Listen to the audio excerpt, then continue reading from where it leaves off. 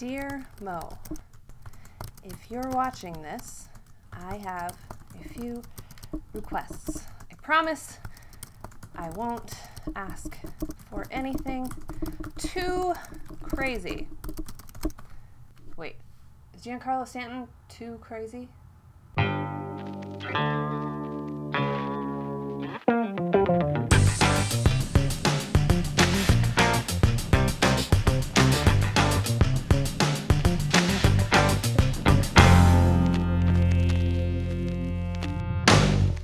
What's up, everybody? I'm Tara Wellman. This is Birdseeds, and the Cardinals are changing things up. Like, as in they're winning, which is different and kind of fun. But also as in they're changing people up. Like, Johnny Peralta is gone, and with him go all the silent H, or, as Jimmy the Cat Hayes insists upon, the silent J jokes are gone with him. And on top of that, Chris Maloney and his inexplicable decision-making at third base has been reassigned. But really, this week was kind of all about small sample sizes. I mean, they're 3-0 since the big personnel changes. They're winning games again now that Matt Carpenter's at leadoff. And they won 3 in a row against the Phillies. I mean, all those things are great, but none of them are likely directly responsible for the wins over the weekend. So let's just reel it in a notch. But because of those wins, even after that 0-for road trip, they came home, won 3 in a row, and are still right in the thick of things as far as the division is concerned. So that's something. You know what's becoming more and more not a small sample size, though? Carlos Martinez. The kid is good. Plain and simple. You can place the blame or the responsibility on the hair or the attitude or the maturity or the arm itself, whatever you want. I don't really care at this point. I just think we all need to take a moment and bask in the developing greatness that is Carlos Martinez. Now, he should have had his first career complete game a couple of weeks ago in a game that we're all desperately trying to forget. No? Just me? But perhaps there was no better time for this kind of win for the Cardinals. Maybe this is the time that they needed that morale-boosting, team chemistry-building kind of win. He's definitely the future of the Cardinals rotation, but I would argue that he's also the present. This team needs what Carlos Martinez is. That's all there is to it. But here's another small sample size victory for you. This past weekend was Blogger Day at the ballpark with the Cardinals, a day that has now become an annual event where the Cardinals host a bunch of us crazies and give us direct access to the likes of John Mozeliak, Bill DeWitt Jr., and we get to ask some of our burning questions, the things that we talk about all the time on Twitter, and see what they have to say for themselves. And according to some reports from this weekend, John Mozeliak himself confirmed that he does in fact pay attention to some of the things that we say. So, high five to us. And it just so happens that the Cardinals in past years have gone on a bit of a run immediately following our visit to Busch. I'm not saying, but I'm saying. Unfortunately, I was unable to attend this year. And I wasn't the only one, so I decided to turn my disappointment into this season's first guest on Birdseeds. Roll the tape! You know him as Ton of Clayton on Twitter. Today, he's, for me, just company, as in misery loves company. That was terrible. It was really lame, but I'm going to go with it. Let's talk a little bit about this weekend. I tried to keep up with the reports from everybody that was there in St. Louis, although I have a bone to pick with all of you because you were tweeting, you're bloggers and Twitterers, right? And you weren't using hashtags. How's a girl supposed to keep up with what's going on? Just saying. What did you see and what did you take away from anything that you've seen from people this weekend?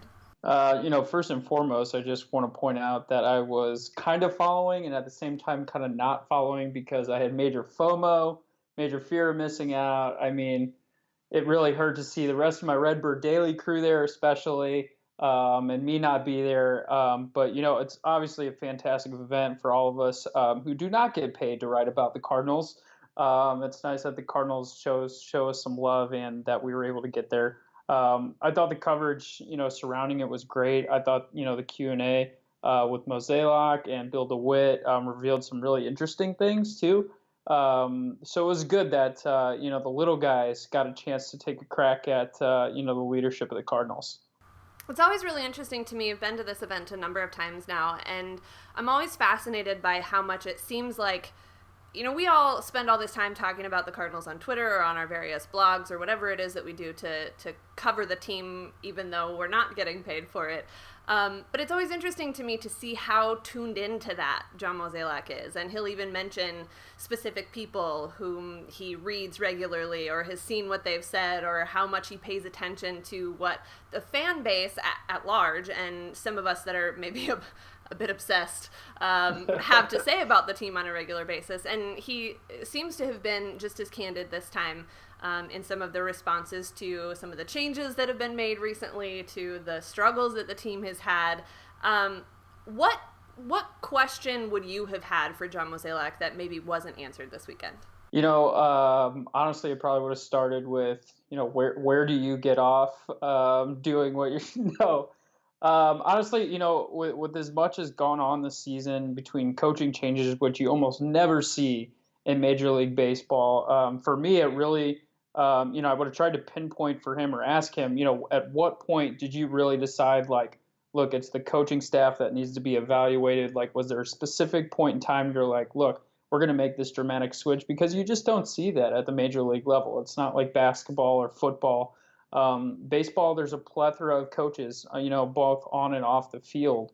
But really, to me, what stood out is, or, what I would have asked him is, what exact point in time did you decide that, all these coaching changes need to be made, that we need to, reassign Chris Maloney and we need to bring Pop Warner, up from the minor leagues, of all moves to be made.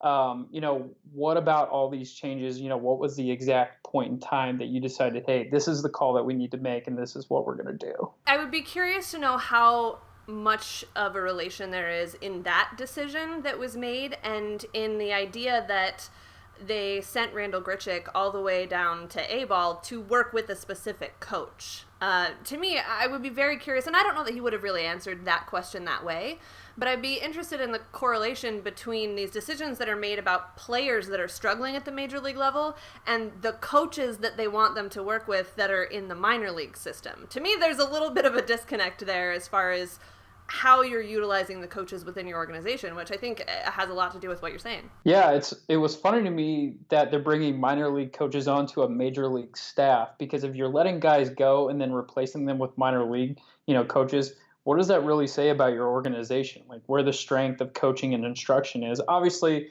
minor league coaches, I think, have a different sense of responsibility at the minor league level. There's a lot more hands-on work. There's a lot less, one-on-one type focus. So maybe that's what John Mozeliak, was kind of wanting to, do, or what prompted this change is, hey, let's get these minor league guys in here who really can get down to the nitty gritty level, player on player, and see if they can improve this team. Granted, I don't know what people like Pop Warner are going to specifically do to help the Cardinals and their struggles this year. Because we're still seeing problems like base running just be a gigantic issue. But it really says a lot to the strength and the confidence that John Mozeliak has in his minor league coaches, and how much confidence he did not have in the people that he reassigned, like Chris Maloney. I know that I took a little bit of heat on Twitter for my sarcastic response to the changes, which never goes over well on Twitter, and Never yet does. I continue to react with sarcasm. Someday maybe I'll learn not to do that. Probably not, but, we'll Don't see. ever change, sir. Don't ever change. I don't really plan to. But I did take a little bit of heat for the reaction to the changes because I wasn't clear in saying that the reassignment of Chris Maloney and the designating Johnny Peralta for assignment, those are good decisions. They're changes that were good. But I think my point was, if your third base coach and the worst hitter on your team going away are your big moves, I'm not really sure that that's going to be enough to really push this team forward. Is that, am I being a too much of a cynic, or is that a fair assessment in your mind? Not at all. I had the same thing. I took some heat for it on, Twitter as well and some of my social media. But that news conference, everyone's like, oh my gosh, all these changes.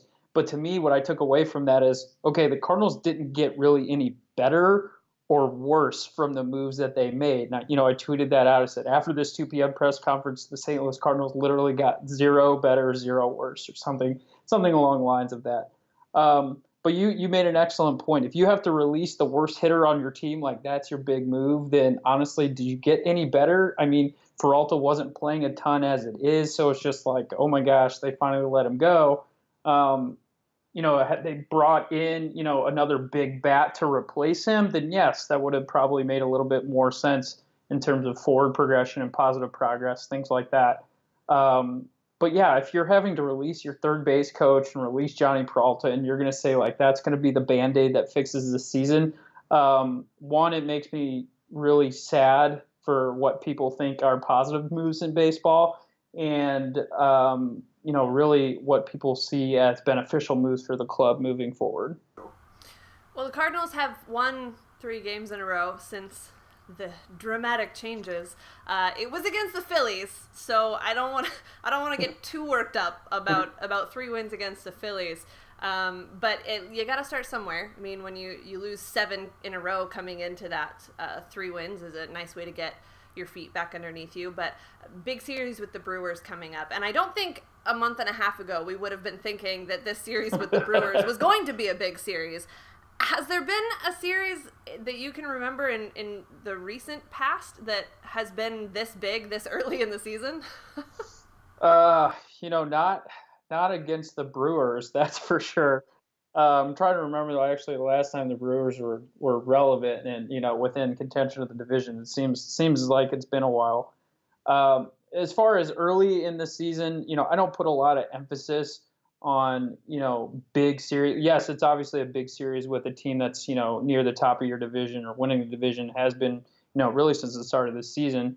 So yeah, you want to go in there and you want to at least win 2 out of 3. Take a positive step forward in the standings. But it's still very early. I'm still waiting for that Brewers train to break down. I don't think Eric Thames is going to hit 370 all year.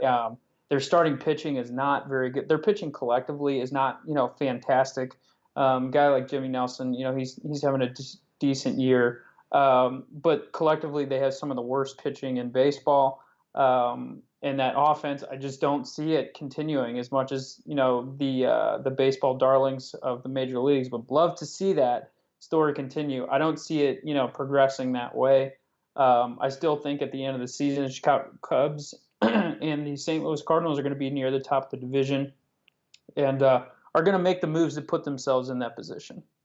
I think that this, if anything, is, regardless of what team it is, a team that's playing a little bit better ball than the Phillies right now is going to be more telling, I think, as far as what the Cardinals have changed. And like you mentioned earlier, they changed things that didn't really change anything on the field, unless you count moving Carpenter into leadoff. But that's a whole nother story. I don't know that we want to go there. If that's your big move, again, okay. But I do think that this is a big week as far as recovering from that road trip and making the changes on the field that seem to be the emphasis off the field right now, whether it's with the coaching staff or with personnel or just with guys saying, hey, look, we've had enough. Although I will say if Tommy Pham is your guy leading the charge for the team morale, you may need to look at a few other players as well. But again, totally different story. Anyway, we could, I'm sure, talk about all the things that we would have asked John Mozeliak this weekend if we were there. But no, we're not. So go read what everybody else wrote, if you can find it, because nobody used a hashtag, and then hopefully we'll be there maybe next year, and we can ask our own questions. Fingers crossed. Seriously, though, there is a ton of great information out there from all the cool kids who actually got to attend the event over the weekend. So track it down, read it, share it, and make sure to thank the Cardinals for being so generous with their time for us at these events. I want to thank Clay for his time today, and it is now my time to go. Big week ahead for the Cardinals coming up, and I will be right back here to talk about it next time on Birdseeds. If you missed last week's episode, go ahead and click right here to go straight there. And if you want to make sure that you never miss an episode of Birdseeds, click subscribe.